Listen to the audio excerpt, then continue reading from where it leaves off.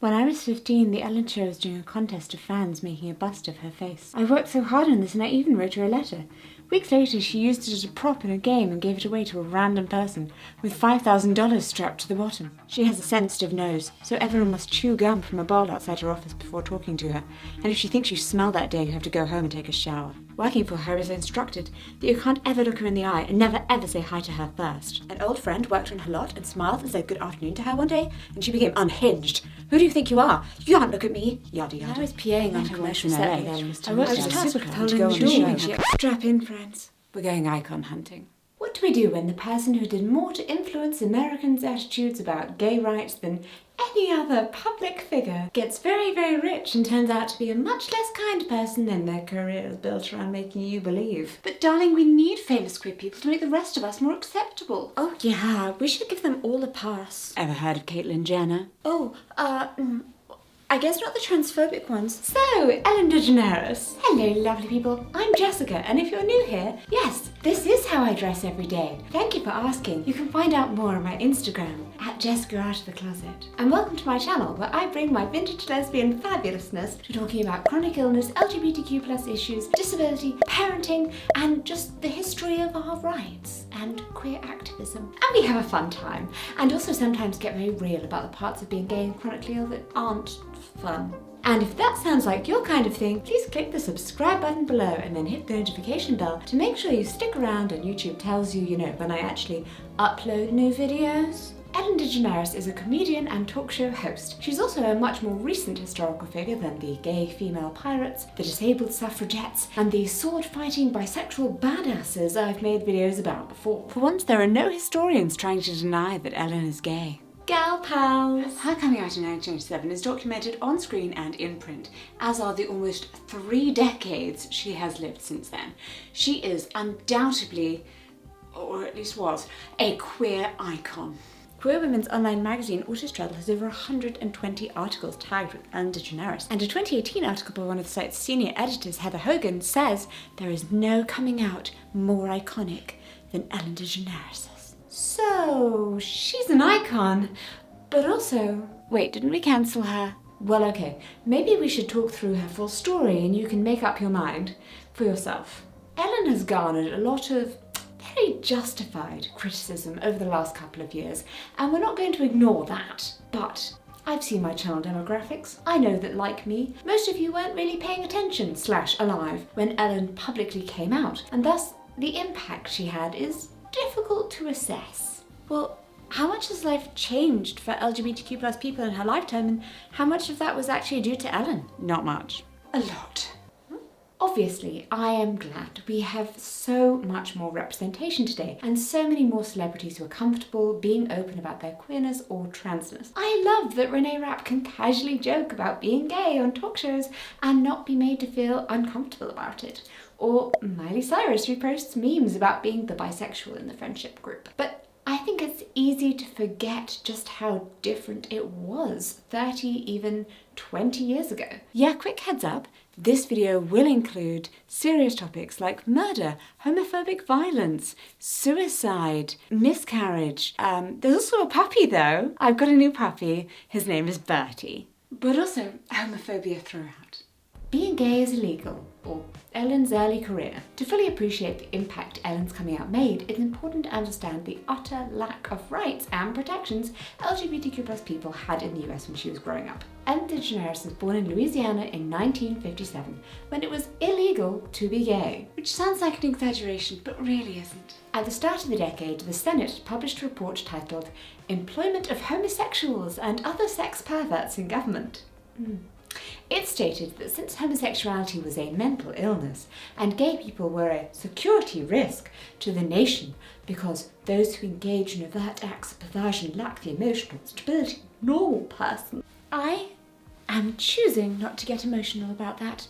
The American Psychiatric Association included homosexuality as a sociopathic personality disturbance in its first publication of the Diagnostic and Statistical Manual of Mental Disorders in 1952, and I was trying to say that in one breath. And that was only 4 years before Ellen was born. and Ellen was 6 by the time Illinois repealed its sodomy laws and became the first US state to decriminalize homosexuality in 1964. She was just 13 when the Stonewall riots happened in June 1969, which means that she grew up in a time when police would raid gay bars and use the excuse of checking that people were wearing at least 3 pieces of clothing associated with their correct gender. Please note the giant quotation marks around that. And I know that some of you feel like Stonewall must surely have been in another era, a different time. There can't be people alive now who were alive then. Yeah, they're called boomers. And to put that into context, Ellen's signature outfit is a suit. You can probably count on one hand the number of times she's worn a dress to a public event in the last 3 decades. I'm looking that up. After graduating high school, Ellen briefly attended the University of New Orleans, but dropped out before the end of her first year. She worked various jobs, bartending, waitressing, painting houses, and shucking oysters, which just makes me think of tipping the velvet. In 1981, Ellen's friends convinced her to perform at a coffee shop's amateur comedy night. A year after making her stand-up comedy debut, she won Showtime's Funniest Person in America competition, which is a meteoric rise. That same year, 1982, Wisconsin became the first state to outlaw discrimination on the basis of sexual orientation. Ellen's comedy career grew, and it got a massive boost in 1986 when she made her first appearance on The Tonight Show. She did so well. She became the first female comedian that host Johnny Carson invited to take a seat on his couch after her routine, a much-desired sign of respect in comedy circles at the time. Are we just ignoring the painful sexism? There's a lot to get through, just, assume sexism from the 80s, okay? Ellen wasn't publicly out at this point in her career, and it's more than understandable why she wasn't. Throughout the 80s and early 90s, people were still being murdered for being gay, and tens, if not hundreds of thousands of people were dying due to a homophobia-fueled lack of governmental response to the AIDS crisis. As Ellen started her television career with parts on TV sitcoms Open House and Laurel Hill, she'd have been surrounded by stand-up comics who were more than comfortable dropping slurs and using gay people, even gay people dying of AIDS-related complications, as the punchline to their jokes. The puppy episode, or Ellen Comes Out. In 1994, Ellen started her role as Ellen Morgan in the new ensemble comedy These Friends of Mine. I've never heard of it. Well, that's because the following year, the show was renamed Ellen and focused more on the bookstore owner played by Ellen. Kind of because the title including Friends was a bit too similar to another new show. Landing the lead on a prime-time sitcom on a network like ABC was exactly the kind of role stand-up comics aspired to at the time. Ellen's career was going very well. Peak stand-up life. In the show's 3rd season, Ellen Morgan stopped dating. At the time, some of the writers said that this was because Ellen was uncomfortable with the overtly heterosexual storyline, although Ellen herself maintained that she simply wasn't interested in playing a character whose main focus was relationships. That year, 1996, Ellen told the show's writers that she wanted her character to come out in the next season. Reflecting on the decision 20 years after it aired, Ellen explained, "The writers told the executives that they wanted me to come out because my character needed to be in a relationship after 4 years of not being in a relationship. Someone at the studio said, well, get her a puppy. She's not coming out. I'm on it. I've got the puppy. Where do we want him?" Because having a pet is the same as being able to publicly acknowledge a core part of your identity. Oh, okay. Never mind, Bertie. As a reference to this, and to ensure the true plot wasn't revealed, the 2-part episode where Ellen came out was called Puppy Episode. Ellen joked years later that they'd agreed the Ellen Throws Her Career Away episode would be a little too on the nose. There was open speculation about Ellen's sexuality at the time, and rumours that the show might feature the character coming out. Scripts were printed on red paper in black ink, which made them harder to photocopy. And it wasn't just potential spoilers that the show was worried about.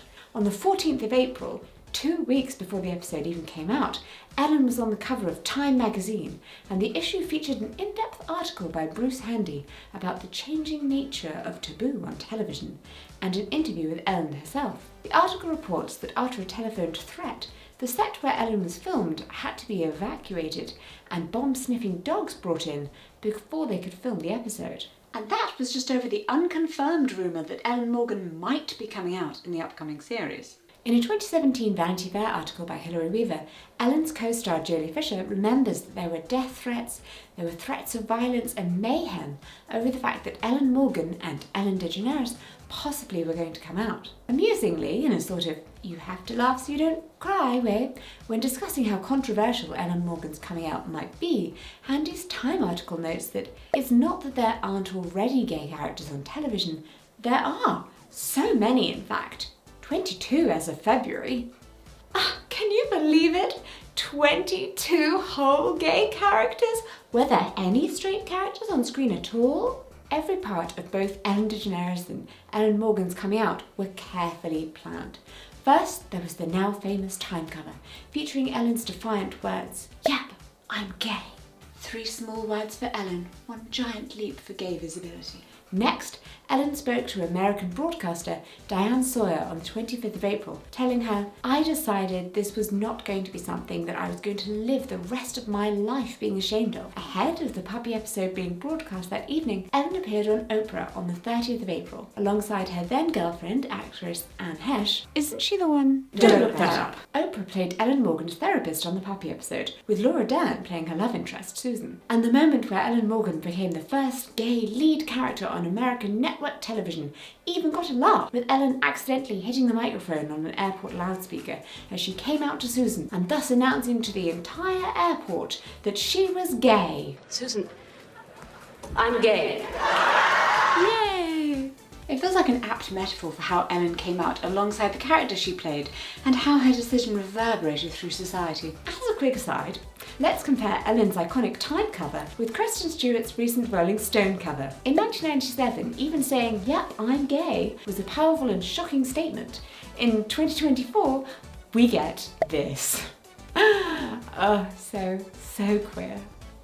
Oh, Kristen, you express your sexuality so openly.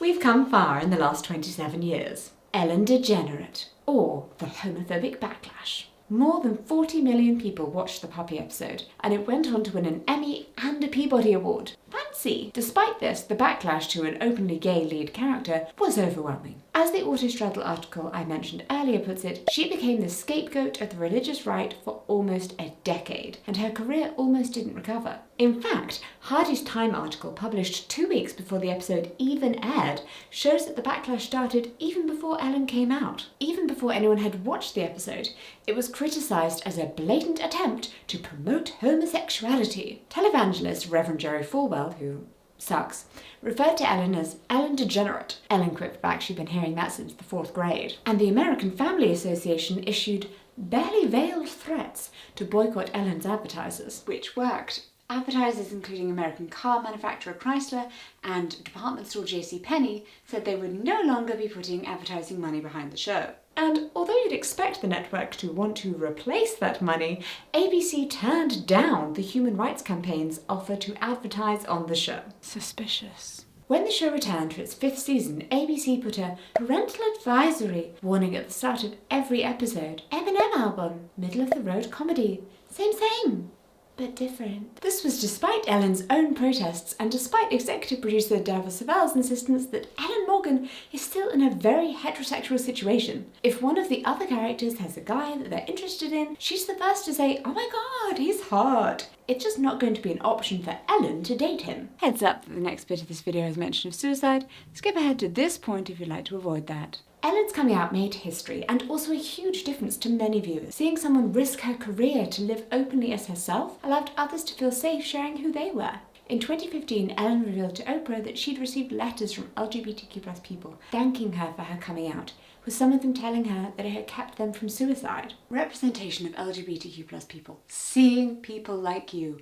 reminds people that we are not alone, that we are worthy of love and respect. In her Time interview, Ellen confessed that this has been the most freeing experience because people can't hurt me anymore. Unfortunately, coming out did ruin Ellen's career, at least for a while. Although it undoubtedly paved the way for further LGBTQ+ representation on the screen, the show was cancelled a year later. He thought the show's ratings had dropped. One of the show's executive producers, Mark Driscoll, responded that he thought the show was now about a woman who was gay rather than a woman who happened to be gay. So it became a bad show? It wasn't a great show to begin with, but that is not the point. It's probably pretty hard to make a fun, light-hearted show when you're facing unjust homophobic criticism and hatred regardless of how good or bad it is, and when you're attempting to offer some desperately needed LGBTQ+ representation but are fighting against executives who essentially didn't really want the show to be too gay. Which was criticism Ellen and the show received from within the LGBTQ+ community as well. After the show ended, Ellen struggled to find work. Laura Dern revealed later that she'd lost work because she betrayed Ellen Morgan's love interest. Laura Dern? Who was turning down Laura Dern? God's sake. And Ellen returned to stand-up comedy. But she was still rich and famous. Well, I mean, to a degree. You know, it's fair to acknowledge how awful this time was for Ellen and to feel empathy for how she lost her job and was unable to get hired due to her sexuality. No one deserves to face that kind of discrimination due to an intrinsic part of who they are, even if they're rich and not at risk of actually becoming homeless. Not that this absolves Ellen of her actions when she became immensely successful later in her career, which we will definitely be talking about. Changing the public perception of gay people, or the Ellen DeGeneres Show. Ellen got another shot at starring in a sitcom in 2001, but The Ellen Show didn't reach the ratings Ellen had. It was cancelled after just 13 episodes, with the remaining 5 never being shown. But those that were shown made all the difference. So, in the early 2000s, Disney was having trouble with their newest animated film about a talking fish. They had the dad character worked out. They knew who the fish kid was, but the forgetful friend, well, he was Gil, and he was male, and he was just not clicking into place. The producers of the film had originally believed that in a film about fatherhood, the father character would need another man to work through his issues with. But something about Gil just wasn't working, until director Andrew Stanton overheard his wife listening to Ellen's sitcom one day. He heard Ellen deliver a line in a way that changed Gil into Dory. As he explained to Los Angeles Times, I heard her change the subject of the sentence, 5 times before she got from the beginning to the end, and a light bulb went off. This, I thought, was a really modern, progressive way to do memory loss, and it wouldn't get old really quick. Suddenly, all the writer's block I had unloaded, and I started to think, well, why not? Why can't it be female? And why can't it be a platonic relationship? Oh, wow, a woman on screen who wasn't a love interest. How groundbreaking. In 2003, Finding Nemo was released with Ellen voicing Dory, the forgetful fish, who had a starring role as the guide bringing the family back together. Ellen later spoke about how the positive response to her performance as Dory had made her, as the love for the forgetful blue fish came at a point where she felt that everyone hated her. 2003 was also when Ellen's new daytime talk show, The Ellen DeGeneres Show, started airing. The show's fun, feel-good vibe won it several Emmys in its first year, and having an openly gay woman on TV every day did make a difference to how LGBTQ+ people were seen. Ellen's charm and quirky comedy had audiences rooting for her. Talking about the producer's decision to have Ellen come out in 1997, producer Mark Driscoll said, "Ellen was so loved by audiences. She was so much the girl next door and so sweet. She was the perfect person to dispel people's fears about what a gay woman might be like." Whilst it's great that media representation can change public opinion about LGBTQ+ people, as can having a family member come out, it's pretty awful that we have to go out of our way to prove our very non-threatening worth in order to be granted basic human rights, like our sexuality not being illegal. You know you can just support a cause without being personally affected, right? In November 1996, 5 months before Ellen came out, only 44% of Americans thought same-sex relations between consenting adults should be legal. While some states had overturned their sodomy laws, homosexuality was still not fully decriminalized in the US until the Lawrence v. Texas Supreme Court decision declared those laws unconstitutional in 2003. Yes, that is the same year Finding Nemo came out. However, just because that Supreme Court ruling is currently stopping those laws from being enforced, they still exist in some states. If that ruling were to be overturned, as with Roe v. Wade in 2022, those homophobic laws would technically be enforceable again. Which is cheerful. In an opinion piece for The Independent in 2021, Skylar Baker Jordan noted how Ellen helped mainstream the idea of gay people existing, whether having a frank conversation with presidential nominee John McCain about his opposition to gay marriage in 2008, spotlighting gay young people making a difference, or just talking about her life with wife Portia as though it were perfectly normal, which it is. She helped the country to see that we are just like her. In 2004, Ellen started dating her now wife Portia de Rossi. That May, Massachusetts became the first state to legalize gay marriage, and 4 years later, in May 2008, the California Supreme Court ruled that gender restrictions on marriage violated state equal rights protection. Ellen married Portia that August in the brief window where same-sex marriage was legal in California. Just months later, in November 2008, voters approved Proposition 8, which made gay marriage illegal in the state. Again. At the start of the video, I mentioned that Ellen did more to influence Americans' attitudes about gay rights than any other public figure. And this actually comes from a study by Variety for their 2015 issue examining Hollywood's role in the fight for LGBTQ+ rights. Interestingly, Barack Obama was the second most cited figure in the study after he endorsed same-sex marriage during his 2012 re-election bid.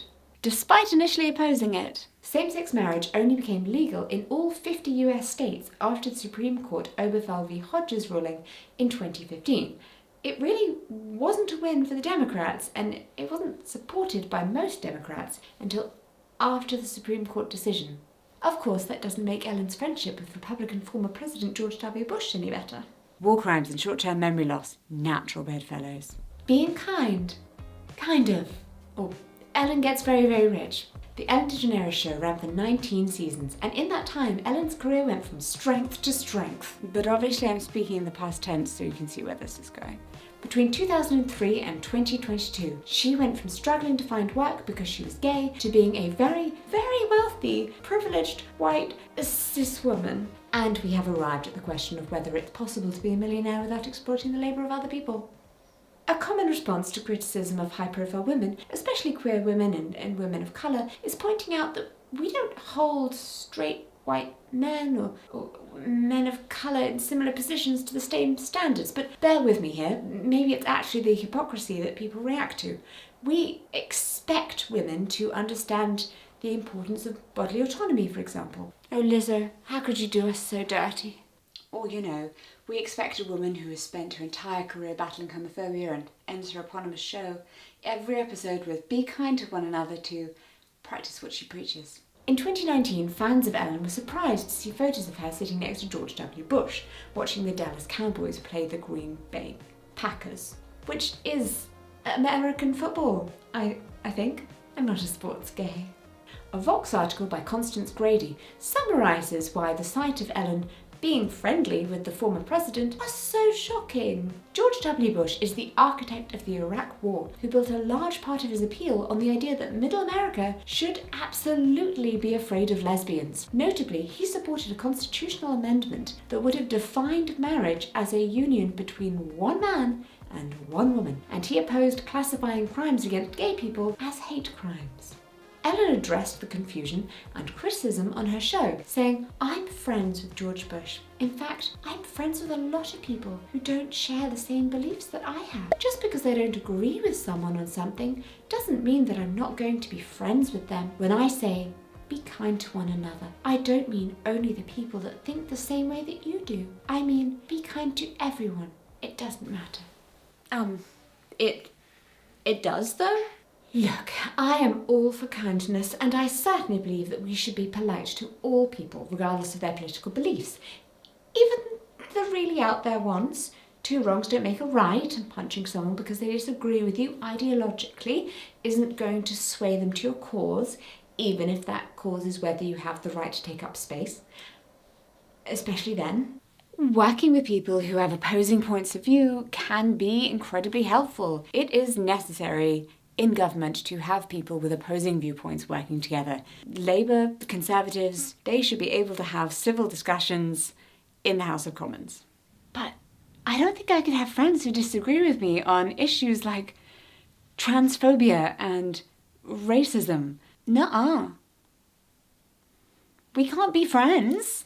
In her The Week in Patriarchy column for The Guardian in April 2020, Avra Mahandi pointed out that the notion of civility has been weaponised to shut down criticism and stop people from pointing out uncomfortable facts. It seems to be considered more unacceptable in some parts of the media to call someone a racist than to actually be a racist. Be kind, the 1% keep telling us.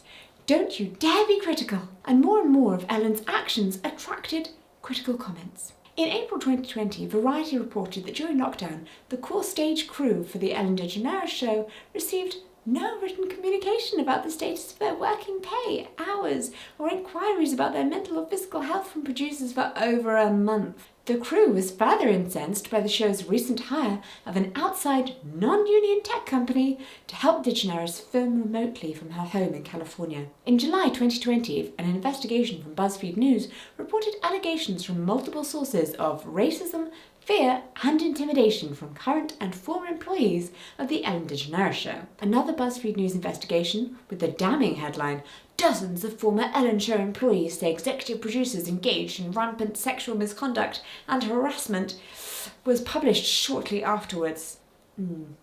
As all of this information emerged, it became harder to align the person Ellen presented herself as on screen and her behaviour off the screen.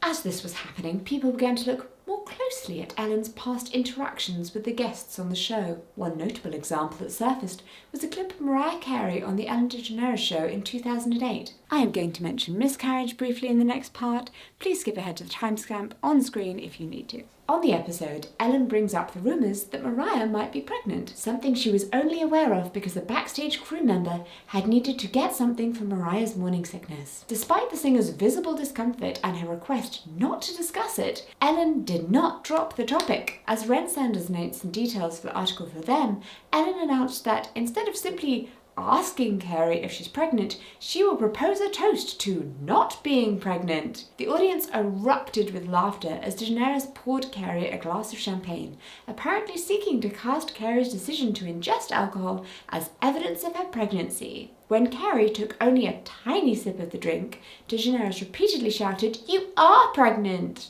This is really horrible to watch looking back. Pregnancy and trying to conceive can be incredibly emotional and challenging topics, and no one should be coerced into revealing personal information that they want to keep private. Mariah Carey hadn't wanted to address the rumours that she was pregnant, as she'd had a miscarriage in the past, and she went on to miscarry again shortly after her appearance on the show. When asked about the experience on the show in an interview with Vulture in August 2020, she said, "I was extremely uncomfortable with that moment is all I can say, and I really have had a hard time grappling with the aftermath. What makes it worse is that 2 years later, Ellen did exactly the same thing." When Mariah Carey appeared on an episode of the show in 2010, Ellen again pushed her into discussing her pregnancy. And then, of course, we have Dakota Johnson, an icon of meh, I'm a second generation Nepo baby. I'm only going to give 20% effort. So happy belated birthday. When was your birthday? It was October 4th. October 4th? You turned 30? I did. And how was the party? I wasn't invited. Actually, no, Ellen, that's not the truth. You were invited. What? Last time I was on the show last year, you gave me a bunch of shit about not being invited, but I didn't even know you wanted to be invited. Well, who doesn't want to be invited to a party? Well, I didn't even know you liked me. Of course I liked you. You know I liked you.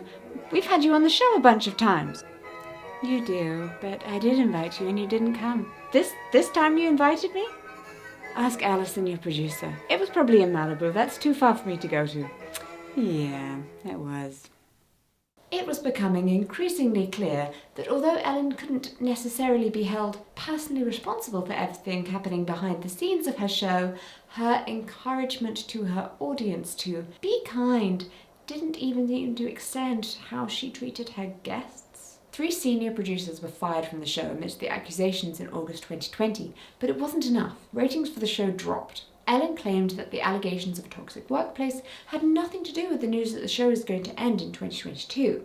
However, while Ellen initially apologised to the people who were affected on an episode of her show and promised to take responsibility, in 2021 she told the Hollywood Reporter that, "I really honestly felt like I don't deserve this. I don't need this. I know who I am. I'm a good person."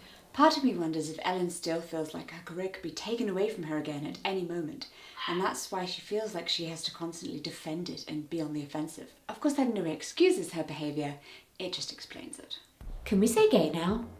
or Ellen's legacy and how far we've come. Even now, Ellen is viewed as a much more complicated and controversial figure by LGBTQ+ people. The effects of her public coming out are still felt. Part of why it is easier for LGBTQ+ people today is due to Ellen's visibility as a gay person who connected with people who otherwise might not have met a gay person. This is explained by the parasocial contract hypothesis, which was developed by Edward Schiappa, Peter B. Gregg and Dean E. Hughes in a series of studies at the University of Minnesota. It states that parasocial contact facilitates positive parasocial responses and changes in beliefs about the attributes of minority group categories. Put simply, that's the idea that positive portrayals of minority groups like LGBTQ+ people in mainstream media can reduce prejudice. Whatever you think of Ellen, there are probably a lot of people who saw her, liked her, and then had a positive association with lesbians when she came out. And that's very much the legacy Ellen wanted to leave viewers of her show with. On the final episode of the Ellen DeGeneres Show in 2022, Ellen said,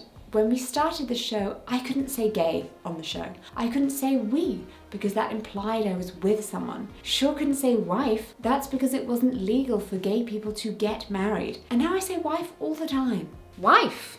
Ellen wasn't wrong to point out how far things have come. As writer Samantha Rydell puts it in an article for them, erasing LGBTQ+ folks and our identities from popular culture entirely, regardless of how much conservatives might wish it, is no longer possible, or even popular. That's something to reflect on and appreciate, even as the far right ramps up its attacks on our communities. Our existence is undeniable, and our communities will always find new paths to thrive.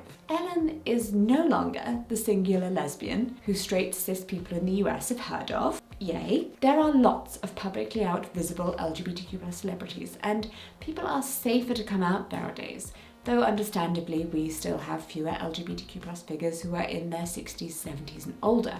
And there are very real reasons why we don't have many older queer people around today. But that representation of older queer people is incredibly important. Research by the Trevor Project from earlier this year found that 36% of LGBTQ+ people think their chances of reaching 35 years old are low. That percentage increases among younger LGBTQ+ people, among LGBTQ+ people of colour, and among trans and non-binary people. It is heartbreaking that more than a third of queer young people doubt they're going to make it into their mid-30s, and while a lack of representation of older LGBTQ+ people is far from the only issue, it is really important to see queer people aging, because young queer LGBTQ+ people need to see that they have futures, that they can and should get to grow up. Going back to the Times article in which Ellen first came out, it says that the show will be groundbreaking, not only for having a gay lead character, but for having a gay lead character who is not yet entirely comfortable with her sexuality. It claims that gay characters in other TV shows at the time tended to be proud, assertive, and more or less uplifting. The token gay who brings you joy. The comic relief. They point to Carol and Susan in Friends as an example of this. Well, there are many critiques one could make of the representation of queer people in Friends. Carol and Susan's relationship is one of the most stable on the show, and there's never a suggestion that they won't be good parents. The article points out that Ellen Morgan ends her coming out episode sitting awkwardly in a lesbian coffee house, unsure of how to comport herself in this new environment and with this new knowledge of herself. And golly, is that something that we can all relate to? Ellen wanted space to create a messy character who's still figuring herself out. Maybe we need to give Ellen the same space to be flawed. She did something incredibly brave by coming out, and it also seems like she's a terrible boss. Being an influential figure in changing public perceptions on gay marriage doesn't get her a free pass on how she treats other people. But nor should her behaviour mean we ignore the very real impact her coming out had in terms of gay visibility. She's not a perfect lesbian icon, and she never was. Maybe she doesn't have to be. Though it's fair to wish she had taken more accountability for the workplace conditions and her own behaviour on her show. I wanted to put Ellen's legacy in the context of how much progress we've made when it comes to LGBTQ+ rights in her lifetime, with the very justifiable criticism Ellen has received over the last few years. I think we can risk forgetting the utter lack of rights and protections that Ellen and other queer people had when she came out less than 30 years ago. Trans and non-binary people are still being met with rhetoric that they're a new phenomenon. And it's important to remember how much of the erasure and invisibility of LGBTQ+ people throughout history has been due to the danger of being openly queer or trans. It was illegal to be gay when Ellen was born. Her story is a much more recent part of queer history, but it's worth remembering, worth thinking about just how recent that history is, especially when it feels like those hard-won rights are being stripped away, which it can feel like at the moment. Have you seen the puppy episode? Please leave a comment if you think Ellen coming out is a famous and impactful moment of queer television, or share your suggestions for which episode or scene you think deserves that particular accolade. Or let me know if there are any other much more recent historical figures from the 90s or noughties, 2000s, that you'd like me to cover in a future video. And shout out to the incredible Kellgren-Fozard Club. You can become a clubby by joining our members only club here on YouTube, and as a thank you for your support, you get some very cool perks, including a monthly behind the scenes video, a welcome downloadable bundle, my face after your name, and a birthday shout out. Thank you so much for watching, and I will see you in my next video. Bye bye!